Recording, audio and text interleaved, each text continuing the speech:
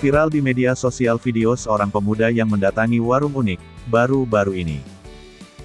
Video tersebut pertama kali diunggah oleh akun TikTok @ridex pada Rabu, tanggal 16 Juni tahun 2021 lalu.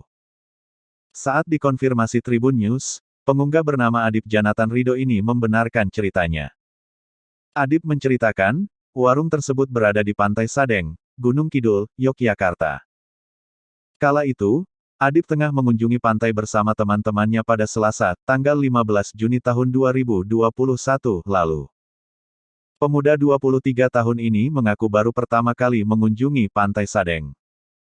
Kemudian, ia menyebut sebenarnya ada jalan utama untuk menuju ke arah warung. Sebenarnya saya baru sekali ke pantai itu dan sebenarnya warung itu ada jalan utamanya, tanpa merangkak. Terus pas saya lagi duduk santai, saya lihat ada bolongan ke arah pantai gitu, ungkap Adip kepada Tribun News, Minggu, tanggal 22 Agustus tahun 2021. Lantaran ada jalan utamanya, Adip mengaku tak kesulitan untuk mengunjungi warung makan tersebut. Ia pun sengaja merekam video melalui jalan sempit di balik batu karang untuk hiburan saja. Cuma kebetulan ada jalan lain yang harus lewat celah karang jadi lumayan menghibur, ujarnya.